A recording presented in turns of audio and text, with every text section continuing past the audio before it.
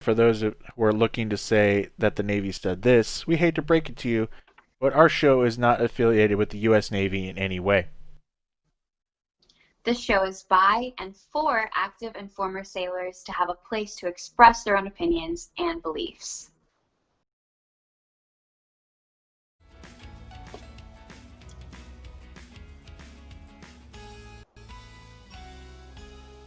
Hello, I am CTT1 Battaglia. And I am CTR3 Sorolla. Welcome to What the Navy, where we talk about the good, bad, and ugly of everyday Navy and real life issues. Join us as we delve into the deep ocean that is our world.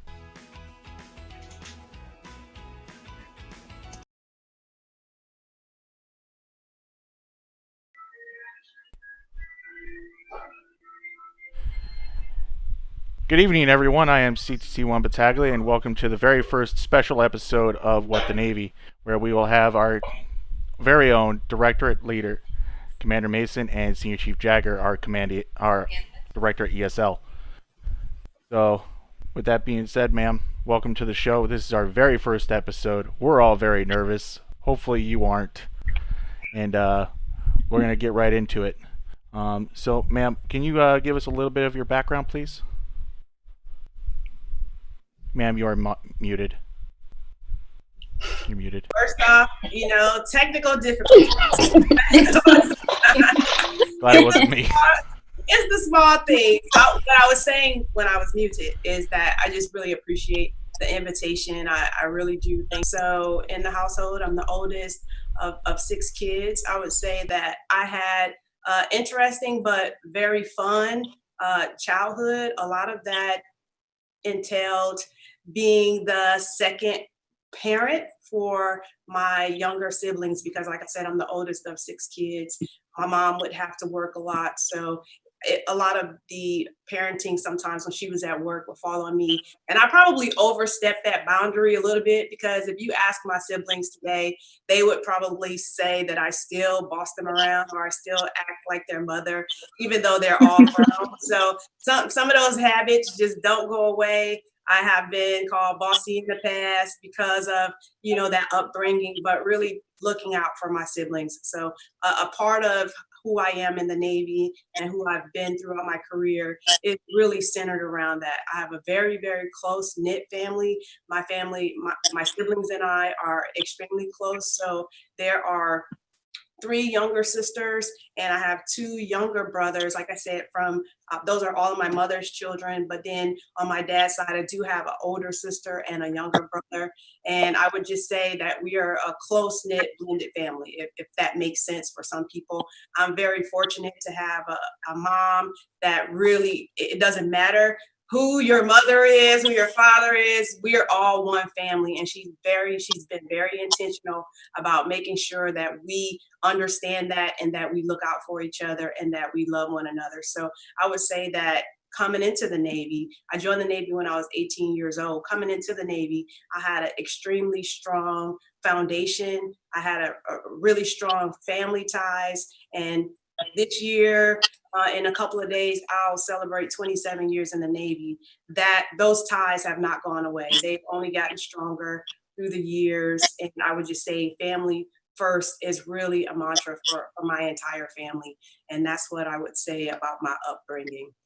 So I joined the Navy in 1993. I graduated from high school on one week. The following week, I was gone into the Navy. I was in the delayed entry program for a year. I joined delayed entry when I was in the 11th grade. So I knew at graduation what I was going to do. So I think that took a little bit of pressure off of me during that last final high school year. I already knew I was going to join the Navy. And my first career milestone in the Navy, I was a CB. So I was an electrician for the first 6 years of my Navy career. And I would say I look back on those days and I think about them a lot because I had a great time when I was a CB. I really enjoyed that community.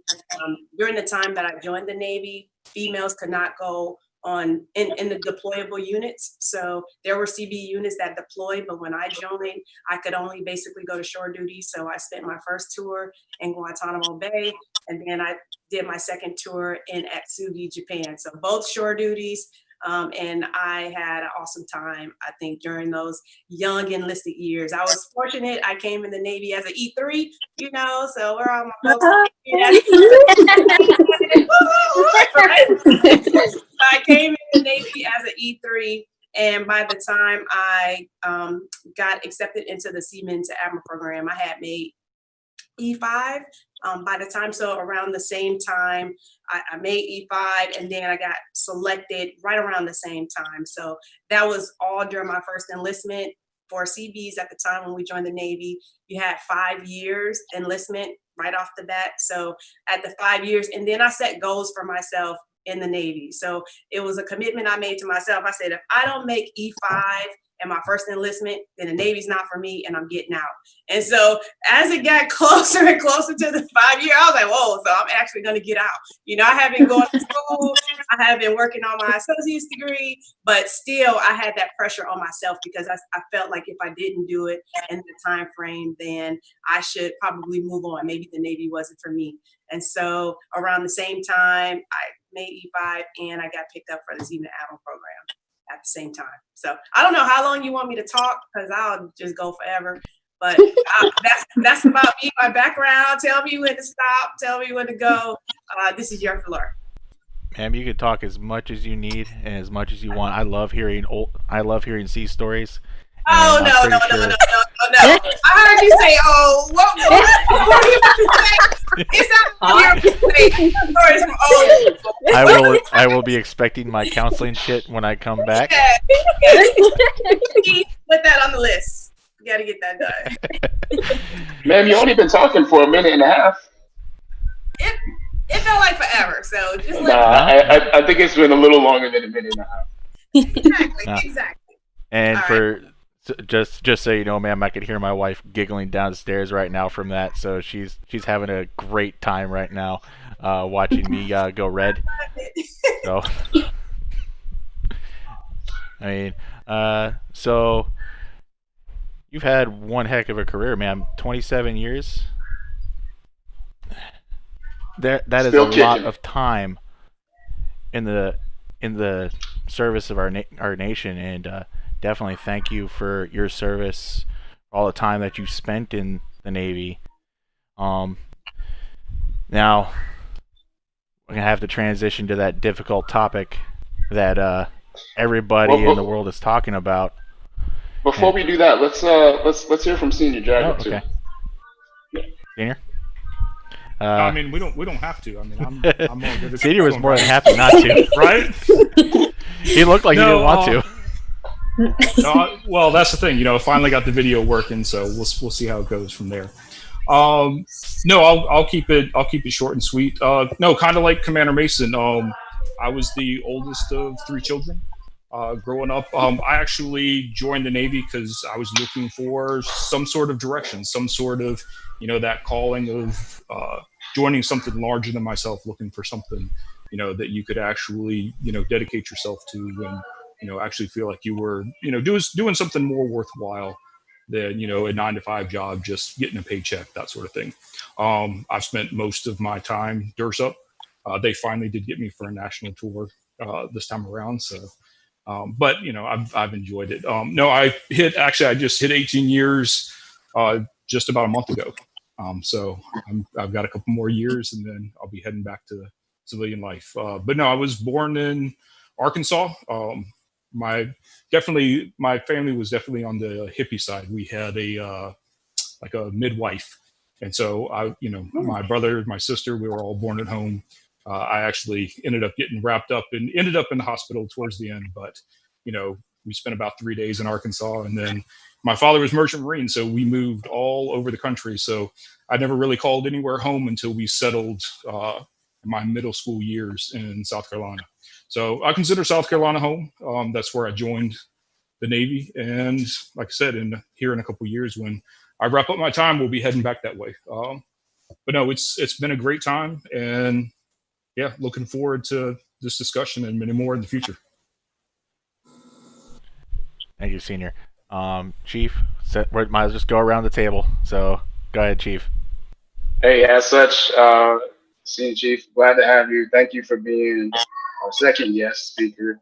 Hey, before we continue the conversation, is everyone the oldest of their siblings? Because I'm the No. oldest. I'm the oldest. Okay, all right. I just want to make sure that coincidence wasn't there. Um, hey, real quick, and as we continue this podcast, we'll talk about ourselves. The host will talk more about ourselves. But I'm Frank Peavy.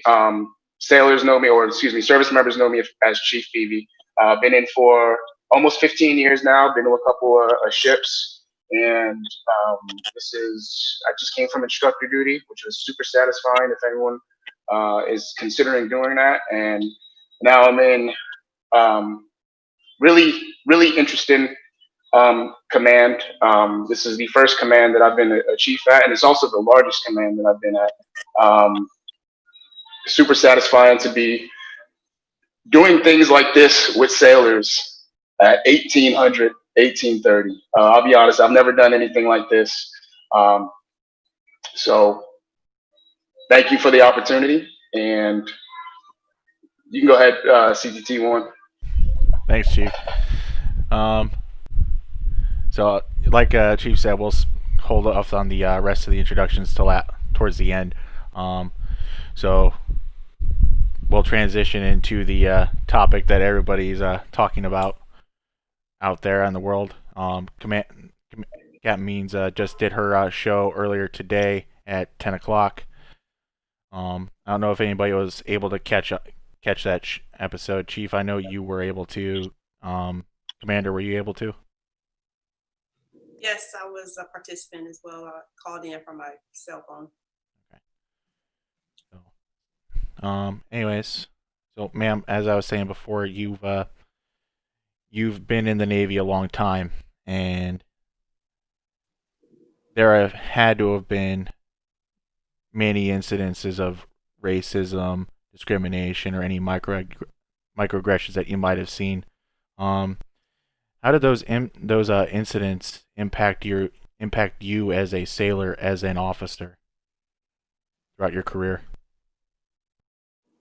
Okay, I would have to say, and for me, I will try not to get emotional because sometimes when I think back on some of the instances, it's pretty painful when I think about it now, today, and where I was during that time frame. I would have to say, from my own personal experiences, from the time that I went to boot camp and then to my CB shore duties, both in Guantanamo Bay and when I went to Atsugi, I can honestly say that as a junior sailor, E3, E4, E5, I never really felt the disparity.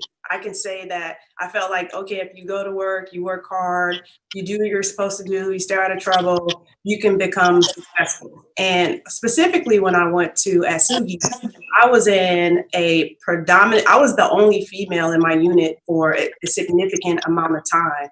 And there were very few minorities in that unit. And I could say that it was known that I was a woman, right? It was known that I wasn't a man, but I never felt ostracized and I never felt like I was singled out. I know one part of it, I worked extremely hard because CBs, you always run together, right? So I did not want to be the only female falling out of a run. So I used to run 2-3 times a day to make sure that I could keep up with my male counterparts. Because for me, PT was a big thing. It's a big thing for CBs. So for me, that would have set me apart in a negative way. So I made sure that I did what I needed to do on my off time so that I would not be ostracized or, spoke about in a negative fashion. So I would say that that's the beginning of my career. When I got selected for the Seaman to Admiral program, I went to college for 3 years. And so for 3 years, I was just really away from the Navy. My first introduction back into the Navy, I went to I was a surface warfare officer at the time, and I went to Baby Swass, right? That's where all the young ensigns go up in Rhode Island. And anyone who that transfers into the community, you all go there and basically you learn how to be a divo. You do all these simulations and learn how to drive a ship in a simulated environment, et cetera. So after going there, I went to my first ship, and So mind you, at this point in my career, I've been on active duty for 9 years. This is the first time that I stepped foot on a ship as my command, right? So I had went to visit a ship before. I had went to visit the Kitty Hawk and took a tour, but I had never been a part of a ship's company. I had never been on a ship as part of my everyday functions in and out. And I could say today that looking back on that time, that was probably one of the most difficult times in my career, right? So you hear that the surface warfare officer community is very tough, it's difficult. It depends on who your leadership is. It depends on what type of mentorship you have in that environment. And being in that environment, that was really the first time that I felt like I was being ostracized, maybe because I didn't look like everyone else. Now, mind you, I had classmates. So I went to a historically Black college and university. I was part of a consortium with Old Dominion University, Norfolk State, and Hampton. And so when I got to my ship as an ensign, there were about 5 or 6 of us that came from that consortium. So we knew each other prior to. And there were a number of us that came that were African American, and we showed up on the ship. You know, we all excited. Hey, we're officers now. Many of them have been priors as well. And you feel excited, right? So I get there, my first department head is awesome. He's an awesome mentor, just really trying to sit down with us, let us know what we should be doing, how to pursue your qualifications. And then he left like 6 months later. I get another department head, and during that time frame, my best friend at the time, we were roommates, and they really didn't get along that well. But his demeanor towards us as officers, it was extremely negative. So at the time, I'm an ensign. I don't know if it's because we don't know. I still get emotional about it. So looking back on it from my standpoint today, you can't.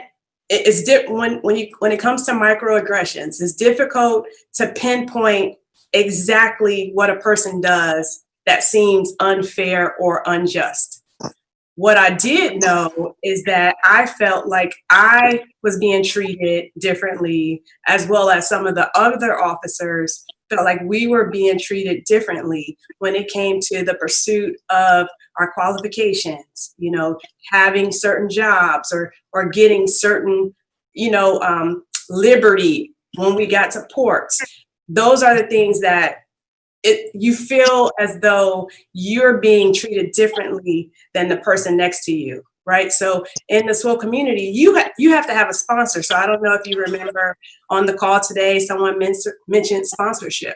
When you're in that community, if your department head is not sponsoring you, meaning that in the group of all department heads, if you're not being put forward as an officer ready to pursue their qualifications or ready to go to the next level, then you're just forgotten about.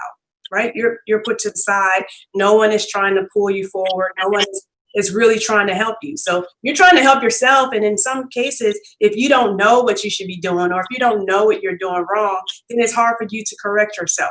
And I would say as an ensign, I just felt like I didn't have that kind of support or mentorship.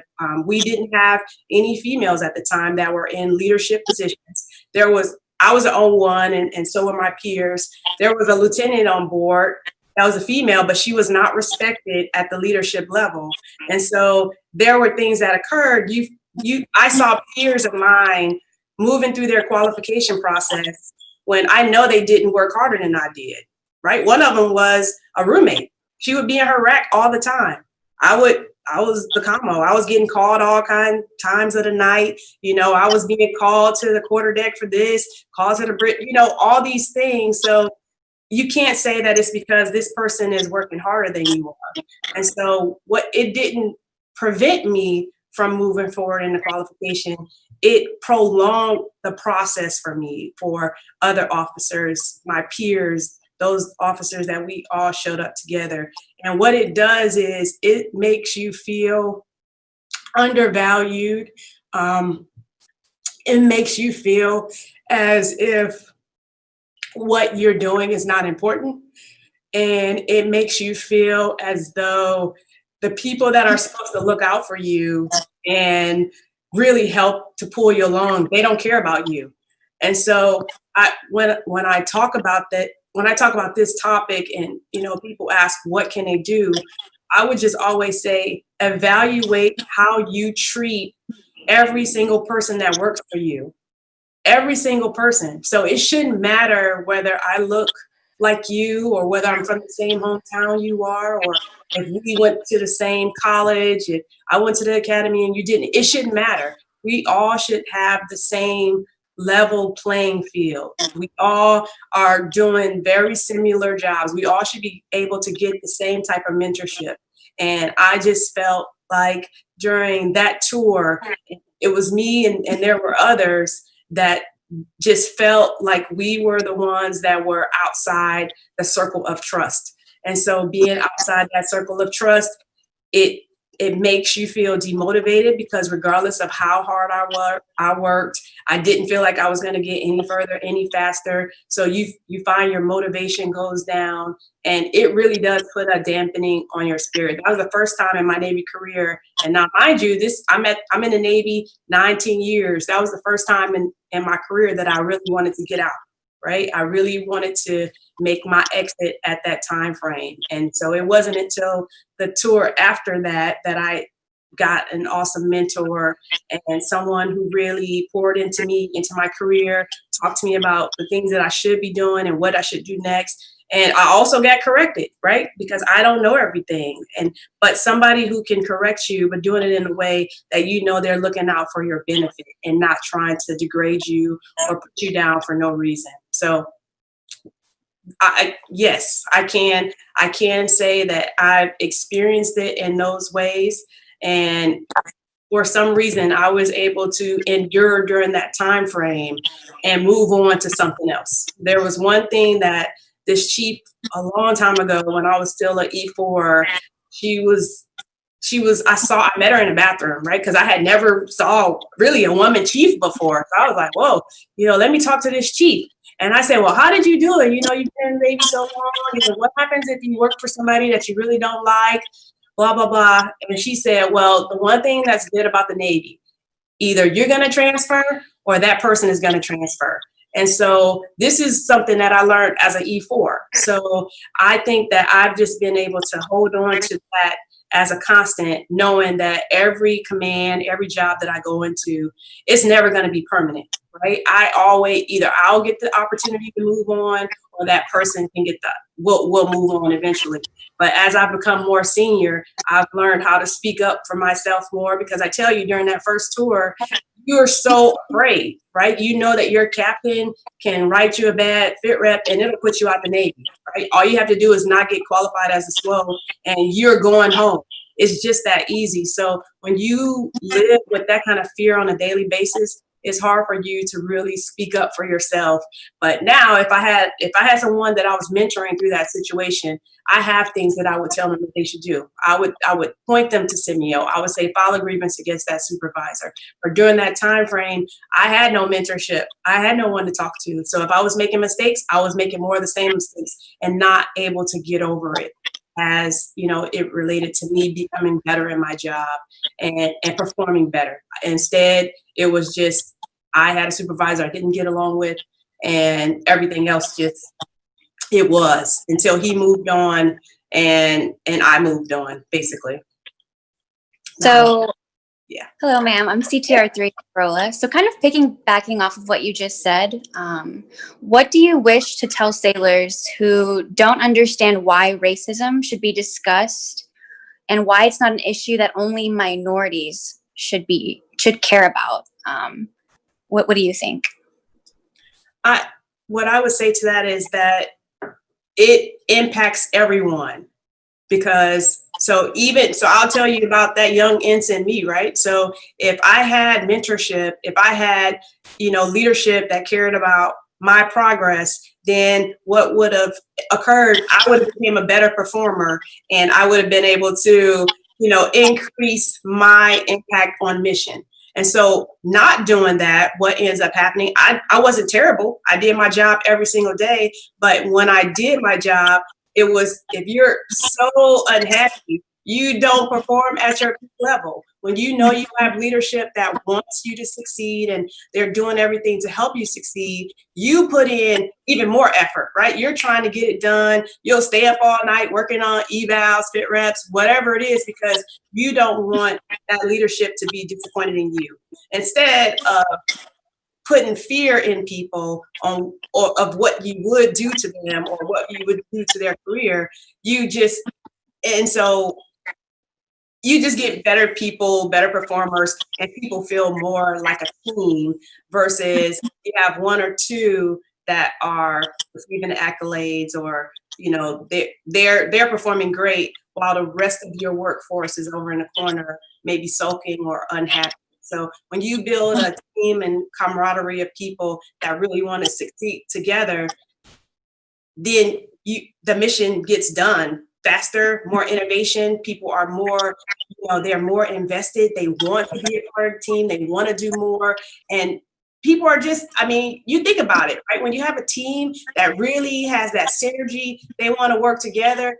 They are excited to do something new. They're excited to come up with new ideas, not because they're afraid of failing, but because they want to do the best. They want to be the best that they can. So as a workforce, as a Navy across the board, when we have pockets of people that are unhappy and disgruntled, maybe because they're being treated unfairly or because, they feel as though, their leadership doesn't care about them, or if there is racism or bigotry going on in the shop or the command that they're at, they cannot perform at the highest level possible. So that means your team will never get the synergy that it needs. Yes, they'll perform, mission will get accomplished, but think about how much better mission can get accomplished. Think about how much more innovation would come if everyone's voice is heard equally, if everyone is given that opportunity to have that input.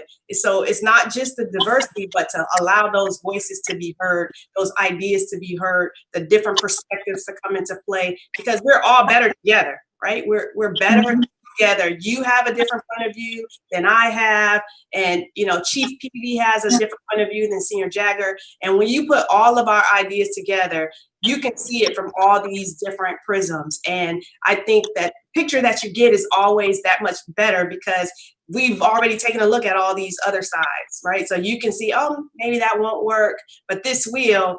Okay, let's adjust based upon all of our feedback. But if everything is only by one lens, then we are selling ourselves short.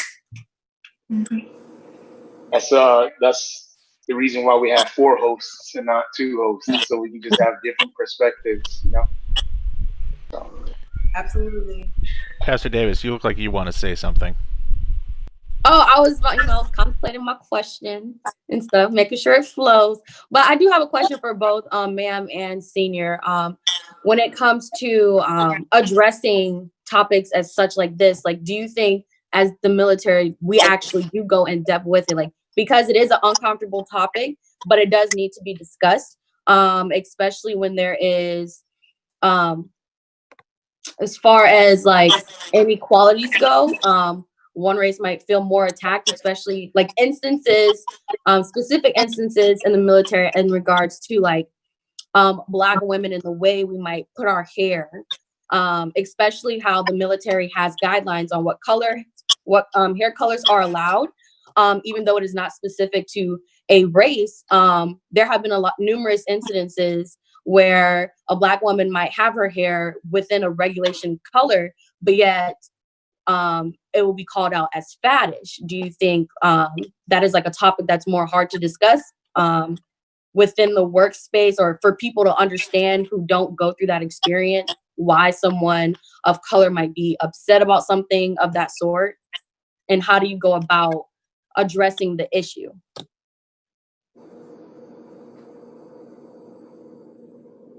Senior, did you want to talk first? I've been talking a lot, so I'm putting you. I'll give you a break, ma'am. No, actually, I'll tell you, and this is not to say that, I think in any way, shape, or form that the Navy is perfect, but I will say that I think the Navy gives a very unique perspective and a very unique opportunity to really kind of push some of those narratives forward. That, because we really are such a microcosm of the societies that make up America. And because we come together in such, and our basic structure is unit. The fact, like ma'am said, we are a team. Everything that we do is moving towards a central goal. And so we don't function properly if there are, pieces of that team that either, aren't working in the same direction or don't feel like they're being valued in there. And so, I do believe that because just kind of the way we're structured, that the Navy actually provides some of those opportunities to engage and have those, more difficult conversations than you would even have in the larger sense of like the U.S. Kind of social discussion, because you're talking about 300 million people, and how do you engage that larger group, and and in that larger group, you're talking about all those kinds of push and pulls, where in the Navy, they say, hey, look, this is good, this is right, we put it in we put it in regulation, and this is how we're going to go forward. Whether it's things like the SCPO program, whether it's things like making sure that everybody, we recognize the need to give everybody the same opportunities. I'll tell you, you bring up the example, especially, say women of color that, change their hair color. Because I know we've had a couple of incidences here in this command, and it is an example where, sometimes it's very easy as military leaders to get in this very, kind of rigid, hey, this is the instruction, this is what it says, you read here that says this, and so this is what we're going to do. And sometimes, even as, progressive in some instances as the Navy has been, the military has been, that doesn't mean that we don't need and shouldn't take that step back and say, okay, I understand that this is what it says, but was that regulation written in a sense that didn't take some of those extra considerations. So yes, that may be the black and white of what the instruction says, but does that necessarily mean that it fits? So yes, that's difficult because we do have those regulations and it says this is what it is. But I do believe, and I think you've seen this command, a willingness to, okay, that may be the regulation, but let's have that conversation. Let's peel back that a little bit. Let's take a step back and actually look at what the right answer is, as opposed to, just what the regulation says. And so, it's always difficult. And, and I will say, and to give a, slightly different perspective from Commander Mason, because the fact is, and when it comes to especially conversations like this, we don't all have the same experiences. And so, and I'll tell you, when we were watching the speech this morning by the Commodore, and even, seeing Commander Mason get choked up a little bit, it's hard sometimes for those of us who have not experienced those things, to really understand, those things were years in the past, but they're still visceral, they're still real, to the people that have, suffered from them. And so, it is difficult. And I'll say for myself, it took a long time to, and I think it's difficult for people who are the benefactors of privilege to really understand, especially in this, current age, what that actually means. Because a lot of times you get, oh, well, I'm not racist, I'm not bigoted, I don't do those things. And I really do think that, and I really do hope that, like, these kinds of conversations and the willingness of, not just sailors, but also chain of command to have these conversations, it really does start to move those goalposts. And really, you really do start to, we do have to understand that, it's not enough to just, passively say, I'm not going to be, racist, or I'm not going to, hold someone back. But, and kind of like the Commodore speaking up about this morning, speaking up when you see someone else doing it. So, I do think we're headed in the right direction. I think this command, and just by the nature of this command, we're more willing to have those conversations. Are we there? Absolutely not. But, I think as a society, and, we're all humans, we're all flawed in some ways, and, we've got a long way to go. But, I do think that, we have that ability. I think the next real step, and one of the reasons why, I'm a huge proponent of Navy training, because it's not just the repetitive nature of Navy training, but really especially when we talk about GMT and we talk about these programs, when we talk about SIMIA, when we talk about the resolution systems, when we talk about, even just like the voting programs and that kind of stuff, it really comes down to empowering sailors. It comes down to making sure that people know what their rights are and making sure that people, feel comfortable, really engaging and expecting that those rights will be upheld and will be, upheld actively by their leadership.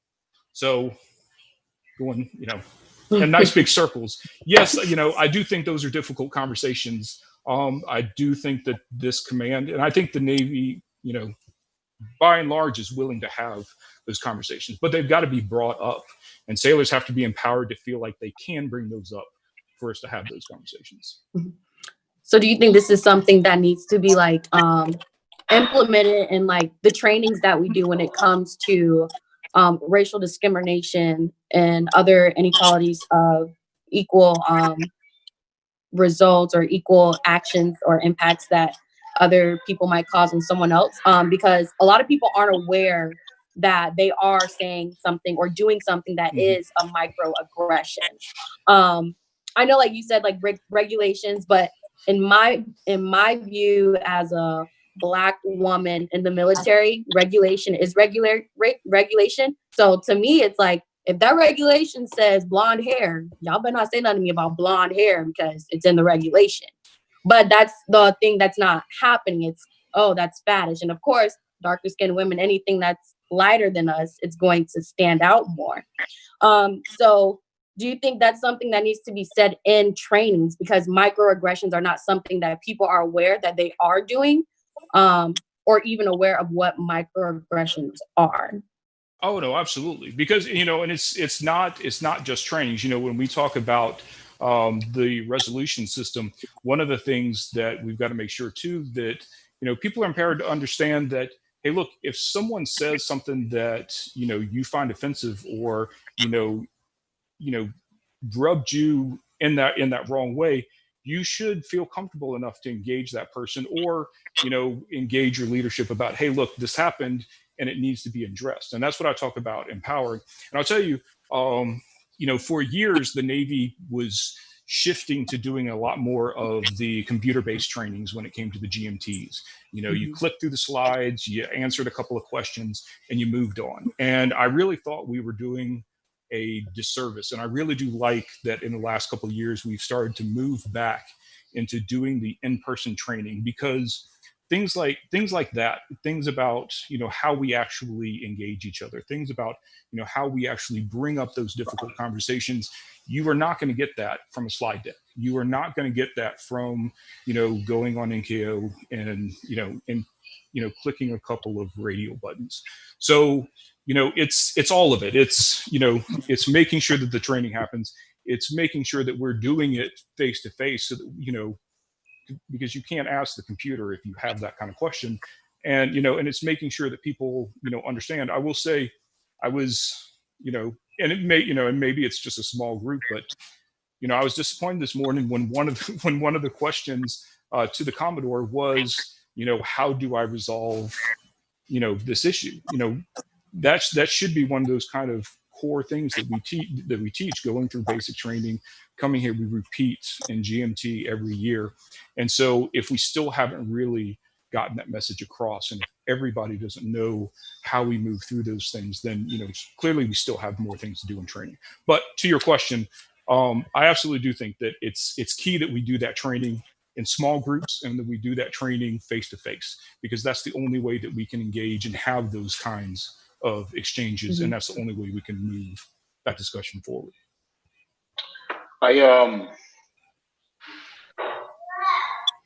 I've been thinking about this stuff for a little bit. I've been thinking about what happens when the unprecedented protests and demonstrations stop, if we were going to still be talking about the stuff that we're talking about right now. I think about Commander Mason mentioned by the time she was on that ship, it had been 9-10 years into her career.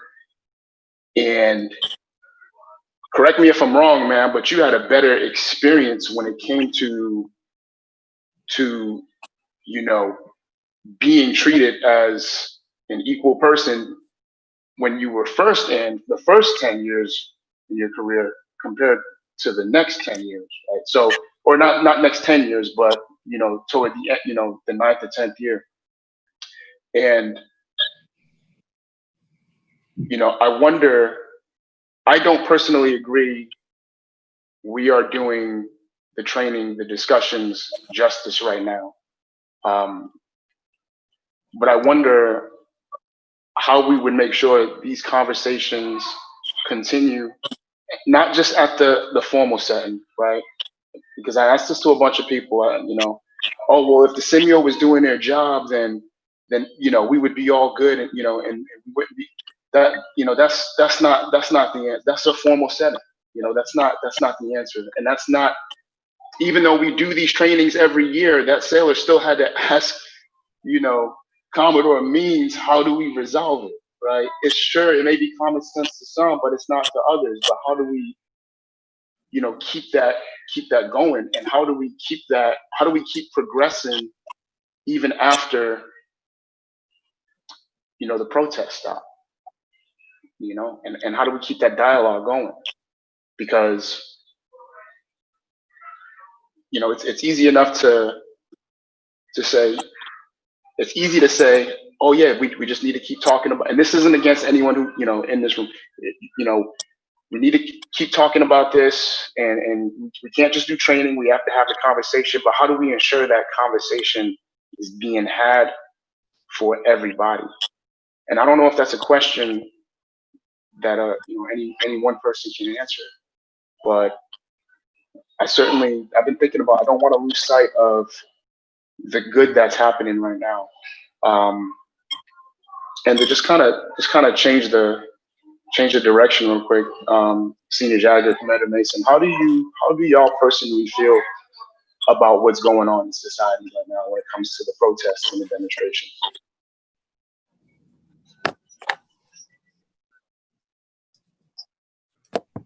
So my personal views, I would have to say that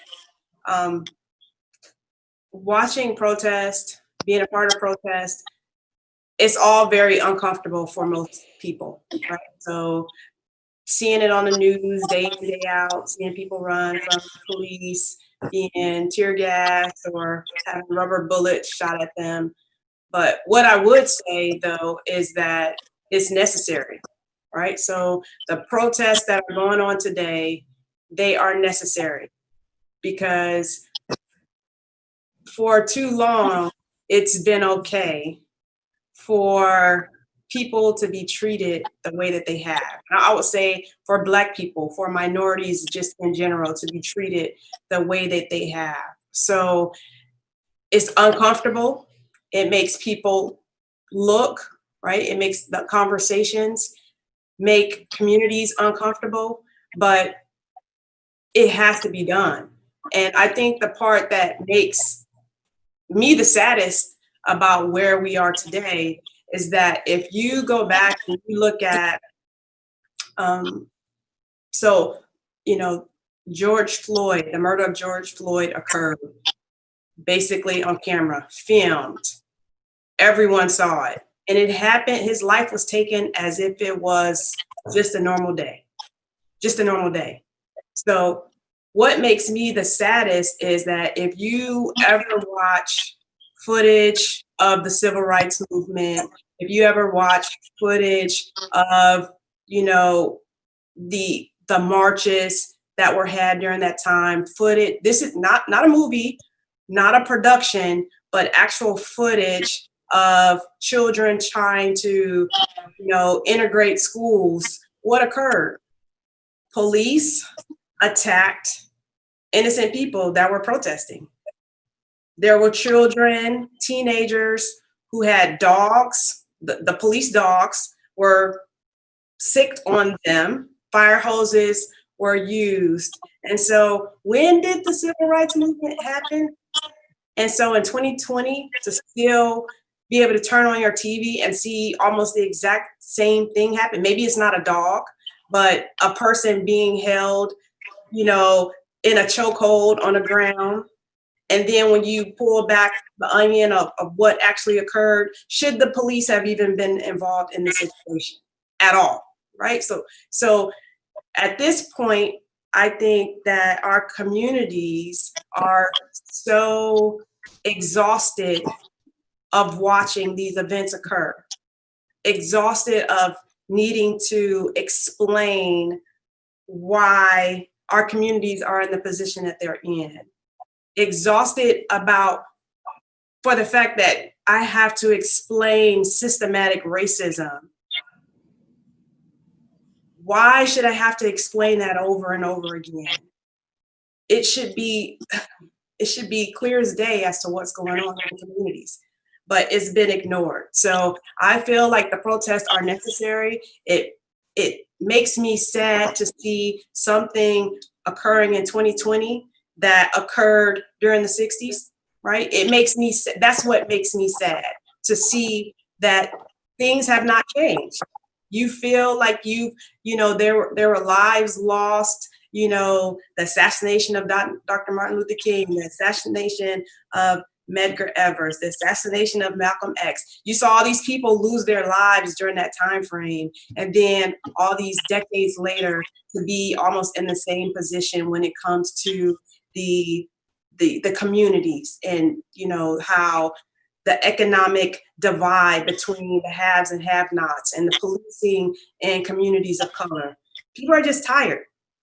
And when you feel frustrated, tired, exhausted because you have to always explain the why, sometimes there is no other method but to go into the streets and tell people and showcase how you feel, showcase that pain, because for some reason it has not been heard otherwise. For some reason it has not translated to be important enough for the entire country and the system to be transformed. It has not been important enough up to this date. So my opinion, it's necessary. Thank you, ma'am. And How do you feel? I was just going to ask Senior how he felt about what was going on. Oh no! Look, I would absolutely agree with Commander Mason. I think it's absolutely necessary. When they say, writing is the voice of the unheard. When you ignore a situation for long enough, at some point it's going to come back and bite you. And really that's what you've seen. Absolutely. Through the 60s and 70s. We had that turmoil. We kind of went into a lull. We kind of, as a nation, convinced ourselves, oh, well, the problem's not as big as, some might think it is. You get in that kind of complacency and everything kind of settles.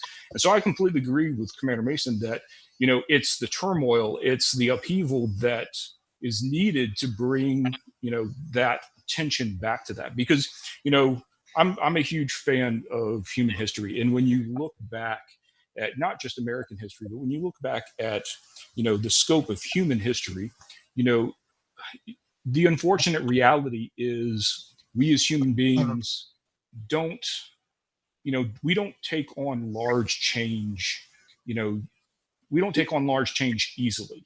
We don't just say, oh, well, this is the right thing to do, and so, we're going to do it. A lot of times, those large steps forward, come in very painful ways, and they come in very disruptive ways. And so the idea of, oh, well, we can have this discussion without the protests. We can have this discussion without the riots. I disagree, and I agree with Commander Mason. Without the disruption, then it doesn't get to the point where enough people are thinking about it to where the kind of change that needs to happen actually does happen. I will, for those of you that know me, know I'm an eternal optimist. I'm always one of those that tries to look for that silver lining. And so, as much as I can understand how frustrating, it can feel, looking almost 50 years ago and seeing some of the same scenes play out, and and feel like, we're not getting anywhere, we're in the same place. I don't feel that same pain, but I can understand the frustration. So I will say the only silver line I can say in that is that, I do see that upheaval. I do see that, that kind of friction that I think is necessary to actually, move forward in a significant enough way that, hopefully we're not here, having the same discussion 30 years from now. And I agree. It's definitely harder for people who don't experience something to really fully 100% understand. An experiment that I saw is about a school teacher named Jane Elliott. I'm not sure if either one of you guys have ever heard of her. She's just a normal school teacher. She came up with an experiment called the blue and brown eye experiment. She created this exercise right after Martin Luther King was assassinated in 1968, which is crazy because it's like, that's really not far along, like at all whatsoever. And pretty much the experiments was she taught the children what it felt like to be on the other side of segregation. She saw her third graders flip and have a whole different type of attitude towards each other just from what is being said, and how things are being viewed, which I think is something that America has a very big part in playing when it comes to groups of minorities and Black people as well. I'm just going to speak just for a lot of Black people because American history, come on, slavery, mainly Black people here in America itself. So I say, like, people need to, not even just people, especially when it comes to racism. Someone asked me, what is the solution? I'm like, well, it's not going to be overnight. It's probably not going to be in the next 5 years. It's obviously not in the next 60 years because look at where we're at right now. I feel like it's a generational thing that needs to be taught. And that's the difference between victims and those who've never experienced it, is because it's not something that they ever had to go through. So it's not something that's being taught to the next generation. Like, as a Black person, we're automatically taught at a very young age, hey, when the cops show up, this is how you need to act. When you're at this place, you need to learn how to switch it up. You need to learn how to simulate into this, the area that you're in, so they don't view you as such a way or a negative annotation that we've been portrayed as throughout history. So I feel as though that's something that needs to be said. That's something that needs to be taught to younger people, and even not just the younger people. There are adults that I have met that they've told me their stories, and they're like, to be honest with you, I've never even seen like really a person of color until I joined the military, which is sad because America's a big melting pot. And I didn't even know there was places in America itself that still existed where you only see just those who are the color of your skin. And I was very shocked at that. So what I'm trying to say is, like, people need to educate, and they need to learn how to educate themselves as well. And that's something that I feel as though that's not happening. And that's why we still have what's going on today. That's why we still have incidences that happen even in the workforce or outside of the workforce. So it's hard for people to come up and speak up and say, hey, this happened to me, or put in a complaint of some sort without someone who is that backbone for them to actually say, no, you need to put a complaint in. This is bad, because they're afraid of being attacked already because of the color of their skin. And so I just wanted to share her for those who are watching right now. And if you haven't heard, Jane Elliott, perfect person to look up, and a perfect way to really see exactly how discrimination, how verbal abuse can change and make that from verbal abuse to physical abuse, behavioral abuse, and how that continues on and how that plays a part in our history. So I just wanted to say that. Thank you, Davis. Ma'am, I'm going to get to a chat question real quick, and this can be both for you and Senior. Chris Waller writes, what ways do you want and expect leadership/peers to facilitate breaking the ice on addressing the racism and equality concerns at a local level to understand and motivate sailors? Thank you, Chris. And that question was for me. Is that what you said? It's open for both of you, ma'am. and Oh, okay. and Chief too, because he's an LCPO. Right. So I'll let Chief, you can go first.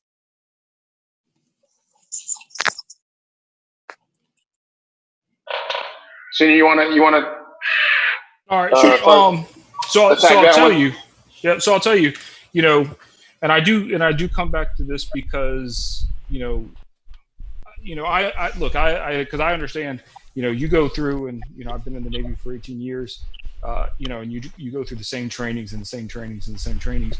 But I will keep saying, I really do believe that Navy training has a piece in that, and it's not the CBTs. It's the as leaders, whether that is as an LPO, whether that's as an assistant LPO, whether that's as a chief, whether that's as a division officer. It really is, engaging at the deck plate level, making sure that your sailors understand what their rights are. And the fact that, and in fact, I want to tie this back to the question that Chief Peavy asked earlier about, how do we make sure that this conversation continues? And it's incumbent upon, those that, are in positions of leadership. And it's incumbent upon, even you guys, as you move up and you have the opportunities to fill LPO roles and you take on collateral duties and you move to new commands, that you don't let this conversation die.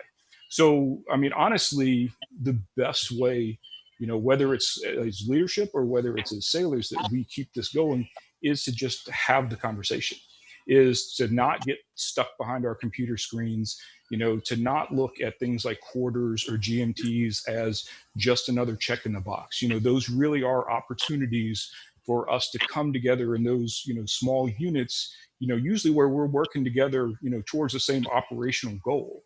And so we should have that opportunity, and we should be comfortable enough with each other in those small units to have those conversations. So, as leaders, it really is our responsibility to make sure that that is communicated when we do the training, and that we allow that space for those kinds of questions to come up so that this conversation can continue.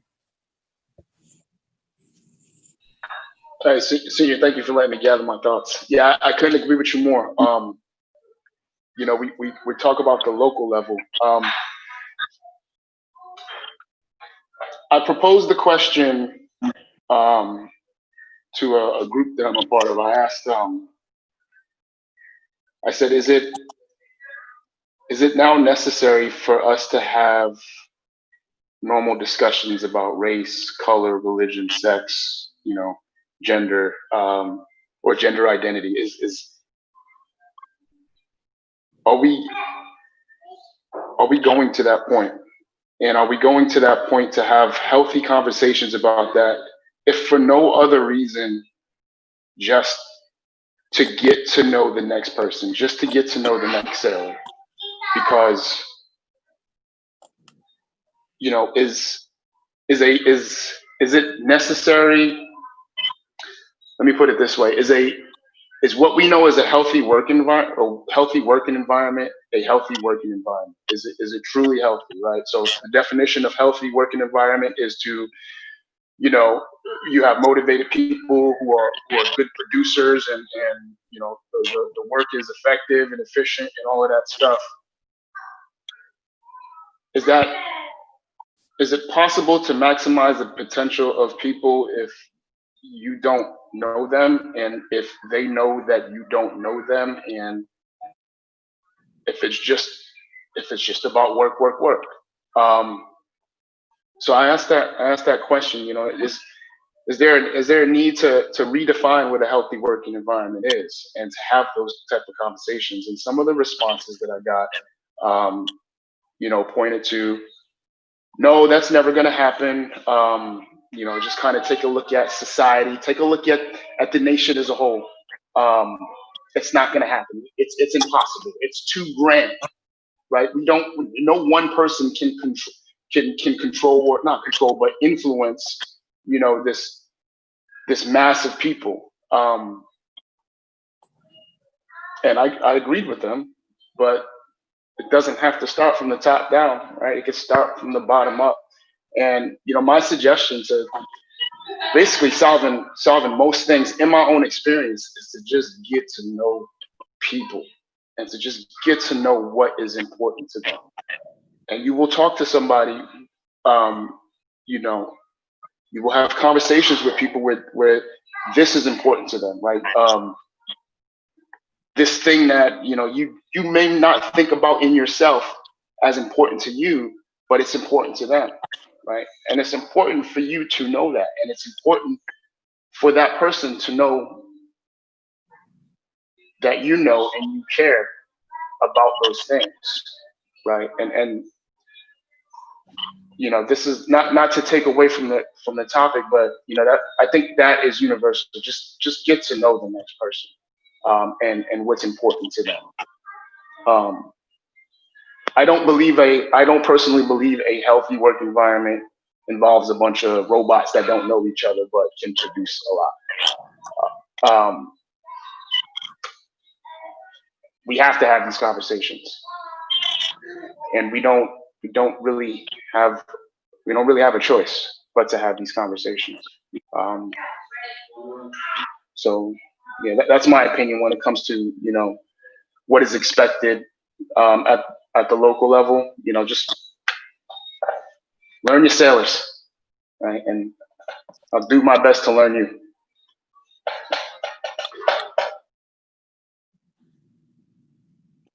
All right, so I would agree with both of you.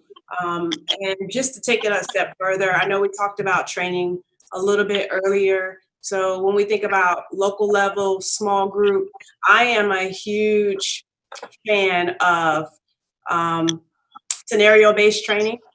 I am a huge fan of just having reenactment of situations. And so sometimes I feel like, just as people in general, we don't know or understand the way something that we say affects the next person, because as Chief Phoebe say, we don't know them, right? We don't know their background. We haven't gone that far. And so I think to have training that was inclusive of scenarios, it will, and when people see it played out, and I've seen this training done with, you know, SAPR, FAP events as well, where people can see it illustrated in a format that's easier to understand than just, you know, someone standing up saying or talking about an event, but they see how it's played out, and you have people that show the reaction. I think that that is also a way of having a conversation, but also showing and demonstrating how something you say could be a microaggression or it could be offensive. So I think that that's a valuable way to continue the conversation, but in a more innovative and creative way and method. The second thing I would say is getting to know everyone. I would say yes, getting to know the person that you work with every day. If you're a leader, getting to know the folks that actually work for you. There is, you know, there's a lot of a bang for your buck you can get just by going that extra step. But the other part of that is, when you don't know everyone, just being empathetic and being mindful of the things that you say, right? So just to give you an example, one of my peers was telling me about a different service, was telling me about one of his people who went home because of an emergency, right? So just basic conversation, telling me about where the person went because they had to go home to check on a family member, or there was a death. I can't remember the exact situation. And so I said, oh, so where did he go? And he said, oh, he went to Detroit. Now, mind you, this peer of mine doesn't know that I'm from Detroit. But after he said Detroit, he said some very disparaging remarks about the city that I'm from, right? Not knowing me. He doesn't know anything about me. We see each other. We talk about work, you know, talk about how his folks are doing. But so I had to say, so what's wrong with Detroit, right? So that's from a person who knows nothing about me. Why should I have to say that to him when you don't know anything about me? You don't know where I'm from. But those are things that I find that it's so easy for us to do when we don't know the person next to us, and it's so easy to offend a person. You don't have to walk around on eggshells, but how about we just treat everyone with dignity and respect and be empathetic to different situations, because I don't know your background. I don't know the extent of where you came from or your family dynamics. I don't know all of those things, and I wouldn't know upon first meeting you. So maybe I should just be mindful of how I speak to you, or mindful of the things that I say to you, because I care enough about what comes out of my mouth, and I think about it first, to know that if I don't know you well enough, I could say something that's offensive. So how about I just remove those offensive things from my vocabulary just in general, if I'm talking to a broad audience or a general audience. And those are things that I just think that we can all do. We can all be mindful of how we speak to each other. We can be mindful of the things that we do say we have disparaging remarks about. We could just be mindful as people, knowing that everyone is from a different place, different location, different background, different family dynamics, different religion. We all are different, but we are in a team. So knowing that we're different in a team, that means that we should all be patient with one another, have grace with one another, be mindful of what we say to one another, and just be empathetic to the fact that we're all from different backgrounds. Our backgrounds are not equal. And then, or the same, they're not the same. And then the last thing I would say is that we have to police each other. So along with the conversations, we also have to hold each other accountable. So I'll give you another example. So yeah, my first civil tour as a SWO, it was terrible, right? It was awful. Worst thing in my career. That's what I say. But I said, you know what? When I was a division officer, I had no mentors. So I'm gonna go back to sea and be a department head, because I want to be that mentor that I didn't have. I want to be able to be that person to look out for junior officers, because I didn't have it for myself. So I said, okay, I'm gonna go back to sea, be a department head. As a department head, the conversations I had with my peers, there were some very difficult conversations, because I had one of my peer department heads, so they all were male, they were all male. He had disparaging remarks to say about one of his female officers. So I had to tell him, if I hear you say another thing about this officer, I'm going to personally file a grievance against you. Right? So when I say we have to police each other, when we hear people saying things that are incorrect, doing things that are incorrect, and we know it, instead of being a bystander and just, well, he's not talking about me, or that's not my officer, knowing that you are there as a leader, you're in the room to be able to speak on behalf of people that may not have a voice or may not be invited to the room. You're there. So while you're there, make the most of it, and be the person to hold folks accountable when they are not behaving correctly. Thank you, ma'am.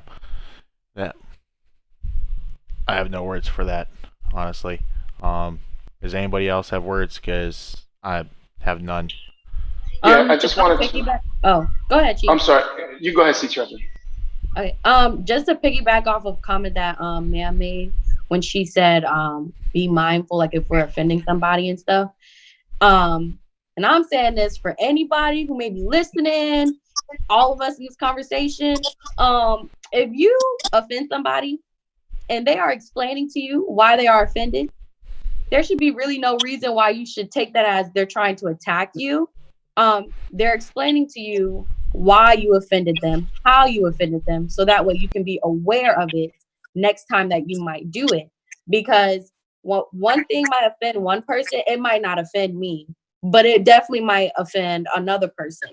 And I see a lot of cases where there might be a minor aggression that occurs, and the person that it happened to, they feel offended. And as soon as they speak up about it, the person who said it or implemented the action or the words, they start getting offended. And it's like, but why? It's like, I'm just trying to explain to you so you are mindful and not like, this is not something that you should say. This is not something that another person's going to be okay with. So therefore, keep that in the back of your mind. Learn how to be self-aware. And I feel like that's a big issue and a big factor in why a lot of minor aggressions continue is because people are not self-aware. And even those that it happens to, they might not even see it as an issue. But then when you think about it, it's like, oh, yeah, that's kind of a problem. I probably shouldn't say that, especially when it comes to the way someone might look. I've heard so many things. I've been compared to so many people, and I've told you guys this story before. One time I'll have someone like, oh, I thought you was cheap. And I was like, for what though? And they're like, I was like, you saw a black person, right? Walking to you. Yeah, that's pretty much it. And I was like, and to me, I thought it was funny at first, but then I thought about it and I was like, yeah, that's probably not something they should say because not everybody's gonna take it the way I took it. I didn't see any problem with it, but like, oh, that's going to be a problem in other people's eyes. And one instance, when another incident that was similar to that happened, the sailor came up to me the next day and was like, hey, I realized what I said. And in case it came out offensive, like, I'm so sorry. That's not what I mean to do. Like, if I say something like that again, like, please, like, let me know. So that way I don't do this instance again to someone else. And that's my little 2 cents and comment that I had to piggyback off of what Ma'am was saying. Thank you, Pastor Davis.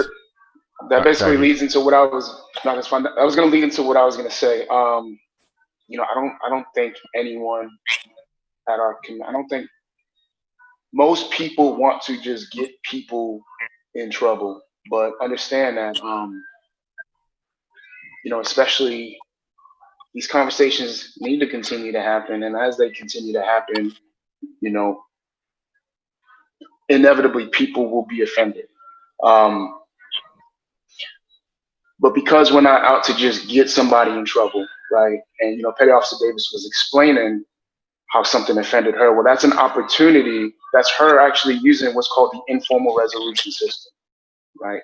Handling it at the lowest level possible, right? If someone is offending you, I'm throwing out a number here, but I'm going to just go ahead and say 95% of the time they didn't realize they were offending you, and they maybe just needed a reminder, right, about something, you know, that they said. And probably 99% of that time, okay, roger that. I will check myself. You know, it won't happen again. But then there's that, you know, small possibility that that they don't get it, right? That's when you would go up the chain of command, right? Can you go straight to the semio if you feel, you know, you're being discriminated against? Absolutely, you can. What I encourage everyone, what I encourage myself is, but before you do that, you know, and just understanding that people aren't naturally just trying to hurt other people or get other people in trouble. Just think about it. Maybe they really did just kind of, you know, weren't thinking about what they were saying. Give them the opportunity. You don't have to, but you can out of courtesy. So. Thank you, Chief. So gonna move on. I don't like moving on when we're having a groove in a conversation, but you know the show must go on, unfortunately. So right now there's been a lot of talk about Confederate statues. The Confederate flag, I believe personally needs to go. It doesn't need to be here anymore. But Confederate statues of Civil War generals or important battles, those kind of memorials, and even the names of our military bases and our ships. Right now, they're talking about changing that and that they need to go. Ma'am, I would like to know your thoughts on that. Right, I know this is a very sensitive it's topic. A very sensitive. Yeah, very sensitive topic for a lot of folks. What I would just offer, my perspective, my opinion, is that when you look at the historical aspect of why those statues, that flag, why it's being honored in the first place. So that's what I would always take it back to. So when we maintain those statues in honor of, you know, said general that was fighting for the Confederacy with the Confederate soldiers, etc., what we are doing is we are honoring a person, number one, that was fighting against the Union. So that person was fighting against the United States, what we call the United States today. They did not want to be a part of the United States. So to me, to symbolize that in a way that honors that legacy, I think is completely opposite of what I'm in the Navy for, fighting for every day. It's the complete opposite of that. But then the other side of it is the reason that they were fighting. They were fighting so that they could maintain African Americans as enslaved people. That was the reason why they were fighting. So to ask an African American why we feel like a Confederate statue or the Confederate flag should go, to me, that question, even the question itself, doesn't make sense. Why would I celebrate a person who would have preferred that on this day today in 2020, I would still be enslaved? That's the question that you should ask, right? So why would I celebrate a person who, if they had it their way, I would still be in bondage today? No, I wouldn't do that, right? I would not celebrate a person that wanted to keep my ancestors, my family lineage in bondage. I cannot and I will not celebrate that. So in my opinion, I'm in the United States Navy today. My father fought during the Vietnam War. I have a grandfather who fought during one of the world wars as well. I have an uncle that served in the Navy, have a cousin that served in the Navy. My older sister was in the Navy. So all of us have fought for these United States. We've worn the cloth of this nation, and we fight for the freedoms of the people of this country. And so to ask me, why do I think that a Confederate flag and statue should go? Absolutely. It should go, because what they were fighting for was the complete opposite of what we fight for today. If they had it their way, my family, my ancestors, my lineage, we would all still be in bondage. So it's a very easy answer for me. Senior, I expect it's probably a very easy answer for you as well. Oh no, absolutely. And and that's the thing. Like I said, I spent the my formative years growing up in South Carolina, and so and I'll put a slightly different twist on it. The entire argument of, oh well, you're erasing history, or oh, you're erasing my heritage, is really a false argument. Commander Mason was talking about the civil rights movement through the 50s and 60s. When you go back and you look at the adoption of the Confederate flag, and you look at a lot of those Confederate statues, when they were put up during those civil rights movements, as a direct reflection of attempting to stop the movement, and to stop and to kind of like be that kind of bulwark of, oh well, no, we may not be the Confederates anymore, but that's what this is representative of. So when people talk about, oh well, it's my heritage, the Confederate flag that's not the Confederate flag. That was a Virginia battle flag that really wasn't adopted until much later. It's not like the Civil War ended and all these things went up. This happened mid 20th century. And and don't get me wrong, I get it. Into the Civil War, we've just spent the last couple of, I think, 4.5 years killing each other. You're doing some of those concessions to try to draw the country back together. That concession 150 years ago, there's absolutely no reason why that needs to bleed into 2020. And Commander Mason's got it absolutely right. They were the Confederacy. They were trying to break away from the Union. That is not the flag we wear. That is not the flag we fight for. That's not the country we fight for. So I don't believe that there's any legitimate argument for, especially, Navy or military facilities, or, anything like that. There's no reason why, effectively, traitorous symbolism, should continue to exist, not only just within our country, but definitely not within our military installations and that sort of stuff. Like Commander Mason said, that should have been an easy thing, and should have, been settled a long, long time ago.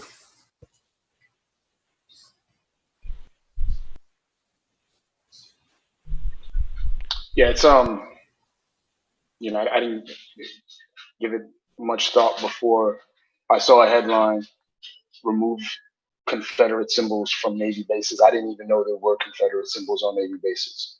But if there are Confederate symbols on Navy bases, those symbols are representing the Navy.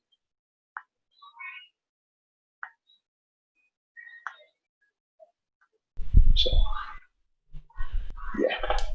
I really do believe that we're all in agreement that everything that is related to the Confederacy should remain in the history books, if anything, if we even keep any form of reference to it, because they lost. Commander and Pastor Davis, if they won, we would not be having this conversation. They lost. They need to be buried in our history and remembered, so we never allow it to happen again in our history. History repeats itself if you never learned from it. And because we did not learn the mistakes in the 60s, now it's up to myself, Pastor Sorolla, Pastor Davis, to have this conversation. Because when I have my child, when my child is conceived and born and in this world, I will not tolerate any form of racism in my home, with her friends, anybody, because I was taught treat others how you would like to be treated. And I know from my personal experience growing up as a child, growing up in this world, people treated me like crap. And that's not to take away from anything that anybody else has suffered, but it has to end. Racism has to end. It absolutely has to end. With that, we have to come together, because when we all stand as one American against the evil that is this, I don't have a word for it without swearing, so this evil, this pure evil, it needs to go away. It needs to be buried and never ever seen again. And the only way we're going to do that is to talk it out. I know, being reminded not to go off script. One moment. Pastor Davis, do you have something? Pastor Sorolla? Like you said, history needs to be there. They also need to increase what exactly is in the history books for the children in the educational system.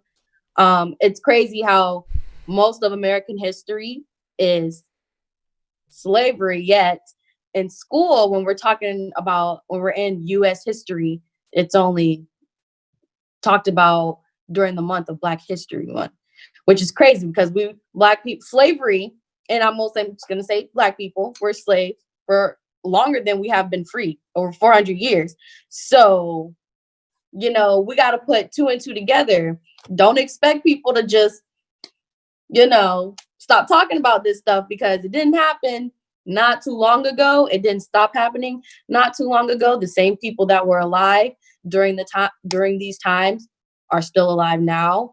And the same people who were going through it, the same people who fought for our rights are still alive now.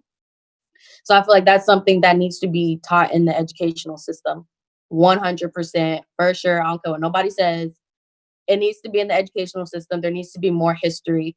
If anything, even if it's not in U.S. history course, have a separate course called African history. I took an African history course when I moved to Atlanta, and that was one of the biggest eye openers yet, because they talked about numerous of things, the golden ages, the accomplishments of the Black people as a whole, creating the Kemet civilization actually created one of the first golden ages, yet we don't discuss this even in world history.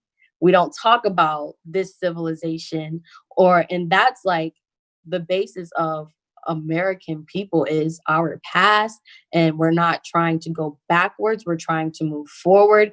So it's hard to move forward when we're not taught exactly what our history is to the full extent. And I'm glad you mentioned that, and that study that you talked about earlier about the blue eyes and the brown eyes, because I never heard of that study. And that reminded me, before we came up with the idea to do this podcast, I watched an off topic from one of my favorite people to watch, and this Jeff Ramsey, amazing content creator. He went to New Orleans with his girlfriend and her family, and they were going to do a tour. I forget the name of the tour. I'm sure somebody will fact check it and let me know in the comments. But it was, they show up to the tour, and there's only black people in the tour. So the tour guide comes up and says, "Hey, I'm going to give you guys an out right now. This is going to be really uncomfortable for you." And Jeff is, he wants to better himself, so he stays. And as they're going through this tour, they would listen to the tour groups with predominantly white people in the tour group, and just to listen in, hear what they're saying. And they're talking about on Sundays how every Sunday all the black people would come into the town square. They would have and share food with one another. That was the way it was painted. But the tour guide actually pulled them all aside and said, "All right, so this is what really happened in this square on every Sunday, because that's how slaves were paid with their food. And if they didn't work, which they didn't work on Sundays, they didn't get to eat. So they all had to come together with what food they had in order to eat." And I consider myself a student of history. I love history. But to hear that and never learn about that injustice, that horrendous thing happening, it just astonished me and infuriated me to know that I never learned that about my own history. So,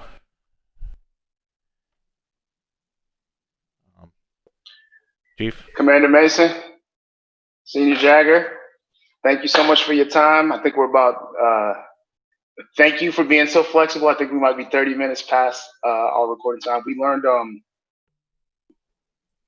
I personally learned that, well, we got to keep talking. We can keep talking. Keep talking.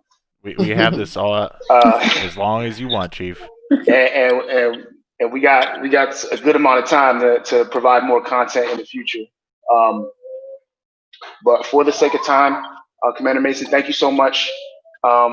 And of course, Senior Jagger, thank you so much for giving us your time, for giving us the opportunity to hear your past, and more importantly, hear your personal opinions. We know what's right and wrong, right? We know what we're supposed to do. We know what governs us, but that's not all that we should know.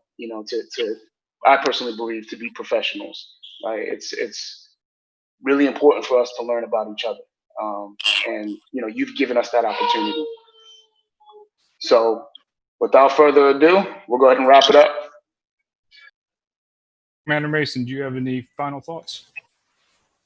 I would just say thank you again for the opportunity to share. I really did enjoy the conversation in this forum. I think this is the first time that I've been a part of this type of conversation. So I would just say thank you for the innovation, and thank you for being willing to go out and do something that's very different and put yourselves out there just to make sure that this conversation continues. And not only that, be willing to learn more about one another, so that if we do it in this forum, hopefully what that will do is ripple throughout, and others will find ways and be innovative in their own ways to have the same conversation, so that we can just get better. That's the key, right? Everyone being treated with dignity and respect at the end of the day. Everyone given the same opportunities, the same level playing field, the same opportunities for mentorship, as well as opportunities for growth, progression in their professional and personal lives. So I just really want to say thank you to all of you for putting this on. I appreciate it, and I appreciate being a part of the conversation. Thank you, ma'am. Senior Jag, you got anything?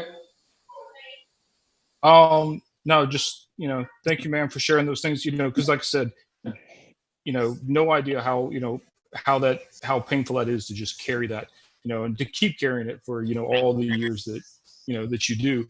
No, I just want to leave you with two suggestions, recommendations. Have the uncomfortable conversation, because that's the only way, we get better, and that's the only way we go forward. And just keep moving forward. We are imperfect beings. We are, our institution is imperfect. We are imperfect. But just because we are imperfect doesn't mean that we shouldn't keep pushing forward and trying to make ourselves, our Navy, and our country better. Preach, senior, preach. So, Rilla, Davis, you guys got anything before we go? I do not. I just want to say thank you for being on the show, being our first guest. This was awesome. Yes, right through. Thank you so much. Absolutely. Thank you, guys. Hey, that wasn't that bad. No, it wasn't. But before we all go, I got one quote, and I hope if anybody's still here listening, this is my personal favorite quote. It's by Edmund Burke, and it goes like this: "All that is necessary for the triumph of evil is for good men to do nothing." So, what does that mean? In order to beat evil, we need to do something about it. So, don't let this conversation die out. Good people, right? That's correct. And that would be number one, Mike Mute. Cue the outro. All right, take care, everyone. Have a good and safe weekend, and we'll continue the conversation. Thanks again for listening to What the Navy. Please like and subscribe. We are striving to create a place for everyone to feel that their voices are being heard. If you want to be on the show or have something you would like to talk about, please send us an email at whatthenavy@gmail.com. A link will be in the description. If you enjoyed this show, please leave a comment letting us know what you liked. If you found something you didn't like, please leave a comment for that as well. Our next show will be here live on YouTube at the same time next week, and we'll eventually be able to post this onto Google Podcasts, Apple Podcasts once we figure that out. Thanks for watching.